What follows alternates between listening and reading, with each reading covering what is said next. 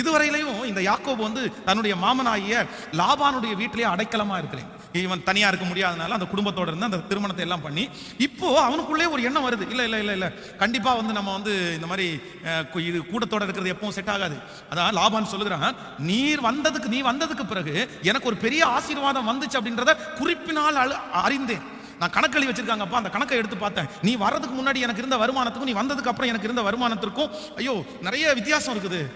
அப்பதான் சொல்றான் யாக்கோபு சொல்றான், இல்ல கர்த்தர் என் கூட இருந்து என்ன ஆசீர்வதிச்சார், நான் நிறைய உங்களுக்கு சம்பாரிச்சு கொடுத்தேன். ஆனா இன்னைக்கு நீ என்ன தனிமையா இருக்க வச்சிரு, அதனால நான் கண்டிப்பா எனக்காக என் குடும்பத்திற்காக தனியா நின்று சம்பாதிக்கணும்ன்ற ஒரு முடிவுக்கு வந்துட்டாரு. அதற்கு பிறகு உனக்கு என்ன வேணும் கேளப்பா, எனக்கு ஒன்றும் தர வேண்டாம், இனி நான் செய்யறதுக்கு எனக்கு சம்பளம் கொடுத்தா போதும்னு சம்பளம் பேசி அதன் மூலமாய் யாக்கோபு ஒரு பெரிய திரளான ஐஸ்வர்யம் உள்ளவனான. வேதம் சொல்லுது அவனுக்கு ஆடுகள் மாடுகள் வேலைக்காரர்கள் வேலைக்காரிகள் எல்லாம் பெருகின. இப்போ தன்னுடைய மாமனார் வீட்டை விட்டு வெளியே வருகிறார். மாமனார் இவரை தேடி வர்றார். தேடி வரும்போது வேதம் சொல்லுது அந்த மாமனாருக்கு முன்பாக யாக்கோபு தலை குனிந்தல்ல தலை நிமிர்ந்து நின்றான். ஏன் அப்படின்னா, எனக்கு நான் உங்களுக்கு கொடுக்க வேண்டியது ஒன்றும் இல்லை, நீங்க எனக்கு தர வேண்டியது ஒன்றும் இல்லை, உங்களுடைய பொருள் எதையுமே நான் எடுத்துக்கொள்ளவில்லை, உங்களுடைய பொருள் எது இருந்தாலும் நீங்க வந்து அழகா எடுத்துக்கொண்டு போங்க அப்படின்னு அவன் சொல்லிட்டான். அப்போ நன்றாய் நினைத்துக் கொள்ளுங்கள், நீங்கள் தனியாக நிற்பீர்களே ஆனால் எந்த மனுஷனிடத்திலையும் நம்ம வருத்தம் வைக்க வேண்டிய அவசியமே இல்லை.